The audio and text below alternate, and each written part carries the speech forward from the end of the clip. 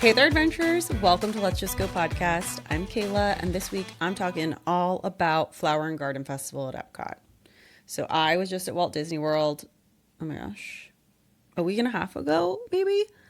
And I want to let you know about Flower and Garden Festival because I feel like this festival is slept on. Every EPCOT festival is a great time, but this one is just, vibes are immaculate. The weather is great. The topiaries are so cute. The food is good. Let's get into it. Okay. So typically the dates are springtime. This year they're March 4th to June 1st. So we've got some time left. It's currently the end of March. So lots of time left. There's no separate ticket. It's included with your park admission to EPCOT, which is really great. The biggest things that people are coming to this festival for are going to be the outdoor kitchens, the topiaries, and the concert series.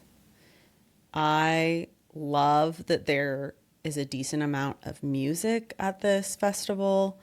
I love that there's not too much food. I do feel like the Food and Wine Festival can get really overwhelming with how many outdoor kitchens there are. And I like that there's just the right amount, in my opinion, at Flower and Garden. And then just the topiaries are so cute.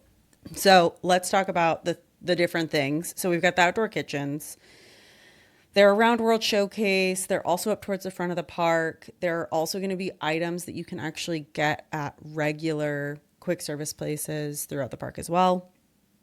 My favorites of this trip were the trio of dips and chips, which was at the Yacht.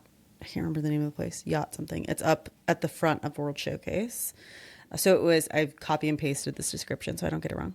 House-made potato chips. If you know about Walt Disney World potato chips, it's those. They're fantastic. With a whipped feta dip that had candied lemon, a caramelized onion dip that had caviar, and a pimento cheese with pickled vegetables. This was fantastic. I really enjoyed all of them. I wish I had more chips to go with the dip, but I understand they were going for the visual. My other favorite was the chilaquiles con carne, which was right out, like in front of Mexico. So if you're coming into the World Showcase, you're turning left and going towards Mexico, it's going to be basically right there. And this was almost a lasagna of chilaquiles. So it was corn tortillas tossed in salsa ranchera and Monterey Jack with shaved ribeye, poblano peppers, onions, queso fresco, and crema mexicana. It was good. It was real good. I had some bites I didn't love. There were some things. I had like some shrimp that I wasn't a big fan of. I had a very, very tart lemon tart. I will say there was nothing I threw away this year. Sometimes there are bites that I have that are so bad that I just can't finish them because I'm very particular about my food. So things to keep in mind. They're not huge portions. A lot of them actually qualify as snacks on the dining plan. So they're a great use of your snack credits if you're looking at the cost. The prices add up very quickly, especially if you're getting alcohol because you're not getting a big beverage. You're getting usually like 8 ounces or a little bit more than that. That's something to keep in mind. I will say, like, I did a beer flight that was really good, and I want to say it was like $15, maybe a little more than that. So there's that kind of stuff too. There's cocktails, there's wine, there's beer, there's non-alcoholic beverages, there's desserts, there's savory things. Like basically there's a very wide variety of things. There are going to be little sort of passports when you walk in, if you will. Like they're just little brochures that tell you everything that's going on for the festival. And this is the case for every EPCOT festival, so keep that in mind. But it's a great way to sort of get the lay of the land. Let's say you're waiting in line for a ride, or maybe you're getting your morning coffee and like sitting down and wanting to take it in. Great time to go over the brochure, see exactly what interests you. I was traveling with some friends. We went to EPCOT a few days of our trip, and they actually took the brochure back the first night with them so they could go through it that night and come in with a game plan the next day. So just make sure you have a strategy. I would say don't jump to get in the first line that you see because there's something that appeals to you unless you know what, like you've already scoped things out.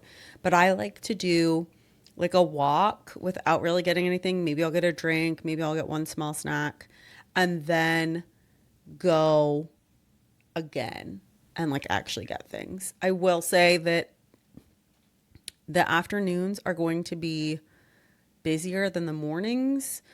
You're not going to be dealing with lines that are quite as short as they are in the earlier hours because people are still prioritizing rides at that time. But the lines will get long, especially on the weekends and especially as you get later into the night because all the locals are coming. Because the locals love to come and go to EPCOT festivals in the afternoon when they get off work and on the weekends. So something to keep in mind.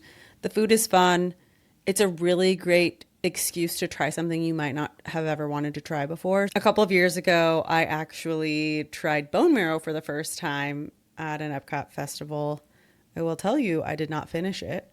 It was not for me, but I'm glad that I had it at this festival so that I could try it in a small portion for a relatively inexpensive price versus going to a restaurant and paying a ton of money and then not liking it. And I do recognize that just because I had it at an EPCOT festival and I didn't like it doesn't mean I wouldn't like it IRL, but I'm glad I had the experience. So that's Outdoor Kitchens. Next, let's talk about the topiaries and the garden displays. So cute. There are characters all over the park. Everywhere you look, I feel like there's a character. I took so many pictures of them throughout the days that I was there. You've got Toy Story when you first walk into the park with Lotso on the backside, which is great. You've got not the whole Fab Five, but a decent selection of the Fab Five together. You've got Snow White and the Seven Dwarfs, Pluto by himself, Donald Duck, and also Huey, Dewey, and Louie. There's Groot, and he's actually built out of a tree, which is really cool. It's like baby Groot, but it's a big, huge tree he's growing out of. You've got Lightning McQueen and Mater. There's so many.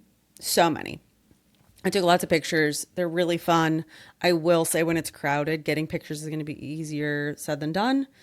But if you go in the early evening as the sun is going down, that's when you're going to get the best pictures. Or if you're wanting like the least crowded pictures, just do it first thing when you get into the park. Because again, other people are prioritizing like getting on rides. And if you're just wandering and snapping photos, it's really easy. Because I was there over spring break crowd season. And in the morning, I had no issues taking pictures. But towards the end of the night, it was getting more difficult. Because a lot of the topiaries, there's somewhere to sit or somewhere to lean in front of them. And people get tired at the end of the night. And they are sitting and leaning. And that makes it a lot more difficult to take the pictures. So keep that in mind. I think they're really fun.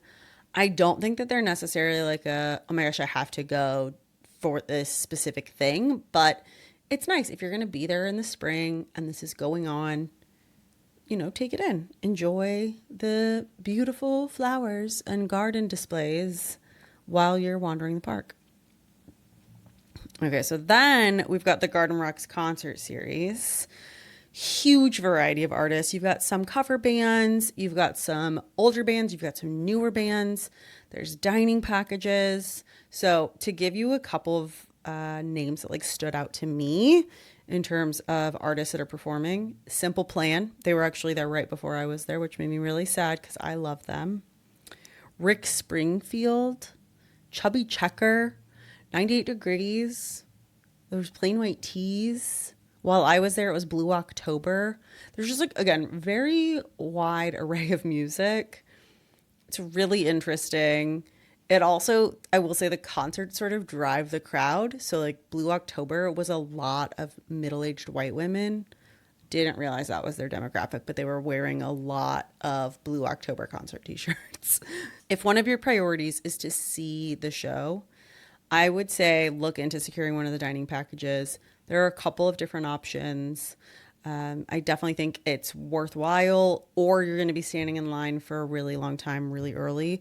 It's not a big venue. It's also not a very long concert.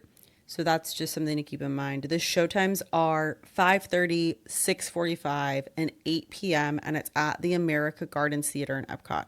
So essentially right smack in the middle of World Showcase is where this is going to be. You can hear the concert throughout pretty much the entirety of the park, but it's a really great time if you're going to be around anyways and it's an artist that you're interested in. Definitely check it out. I like to sometimes just like slow walk by if it's an artist that I'm not necessarily super interested in. And there's also usually a section in the back that you can stand if you don't want to stand in line to sit. All right, but crowd wise, spring, not a slow season, especially with spring break. I will say that as we get towards the end of spring, it will be less busy than it is right now. Spring breaks typically end by like the middle of April. So then things slow down a little bit. But basically around Easter and then March, really busy. So many people, so many children, so many adults, so many groups. It was not slow at all, but I will say the weather was great. It wasn't terribly hot. We actually had some rainy days. The rainy days made for some great pictures. The weekdays are going to be less busy than the weekends because, like I mentioned before, locals love to come and enjoy the park on the weekends or when they get off of work. So really like Friday afternoon to Sunday evening is going to be the busiest time in the parks, all of the parks, but especially Epcot. So keep an eye on that. If you can plan Epcot on your trip at a time that is not the weekend, that would be my suggestion. But if it's all you have, that's okay. Just go in with your expectations set that it's going to be busy. I will say, if you're going to have one day at Epcot and only one day, go to the rides, get some big things knocked out before the outdoor kitchens open, because outdoor kitchens don't actually open until 11, but the park opens at like 9. So you've got some time in there to, again, get a lay of the land, figure out what your strategy is, and then get some rides in. Then at 11, when the booths open, you can start doing the food, get in line for the things that interest you, check out the topiaries as you're walking by, anything like that. And then in the evening, the booths will be open until the nighttime show starts. And then all the lights will go out, everything will close. All that's going on is the nighttime show, and then everybody leaves. So keep that in mind. If you're wanting something to snack on before the show starts, make sure you get it then, because you won't have that opportunity once it starts. I would say if you have more than one day to come to Epcot, do it, especially if there's a festival going on, especially Flower and Garden. There's so much to see, so much to do. I think that out of the week that I was there, at least 3 of those days I went to Epcot. And that's because I'm an Epcot girl through and through. But I just think that it's worth taking in everything that there is to really like see and eat and do while you're there. I think that it's great to check this out if you're already planning on going to Walt Disney World in the spring. I don't think that you necessarily need to like plan a special trip for it. Some people do, and that's great. But really, this is for people who are really into food. This is going to be more for adults than it is for kids. And it's going to be for like a low key Epcot day. It's not necessarily going to be a like fast pace, get as much done as you can in the day sort of thing. If you are a first time visitor to Walt Disney World or first time visitor to Epcot, you may not love the festivals as much because you might be looking for more rides. I will say Epcot is not like your ride park, except for Guardians of the Galaxy, obviously. But keep that in mind. If you're really expecting to like see a bunch of thrill rides and just go back to back all day long on those rides, you're probably going to be disappointed by this. But if you're really into food, like to have a good drink and just wander around, this is a great time to experience EPCOT. So, if you're trying to figure out the right time of year for your Disney World trip, keep in mind this is exactly what I do. We can talk about what makes the most sense for your group. Maybe it is Flower and Garden Festival. Maybe it's the summertime. Maybe it's food and wine. Who knows? I will say, I just want to share my favorite part of this entire trip was going with my friends and their 18-month-old granddaughter. It was her first time going to the parks. And oh my gosh, to see the parks through the eyes of a child is so fun. And when we got to EPCOT, she was loving taking in everything. She was a little overwhelmed by actual characters, but I think she appreciated the Topiaries. She also doesn't really know a ton of Disney characters, but like she knows Mickey and Minnie and Goofy and Pluto, and she loves them.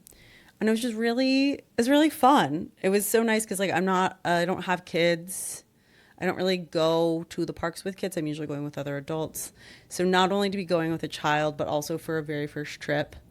Fantastic experience. Really loved it. And she loved EPCOT. There was a playground for her, and it was specially themed to the current festival. She had a blast just running around, and there were like places for the adults to sit, and there was ample stroller parking, and there was lots of shade, and there was a bathroom nearby, and it's actually really close to the largest store in EPCOT as well. So like if you need to go dip into air conditioning, it's right there. So all in all, great experience. Just wanted to share that because it was really fun and I had a great time.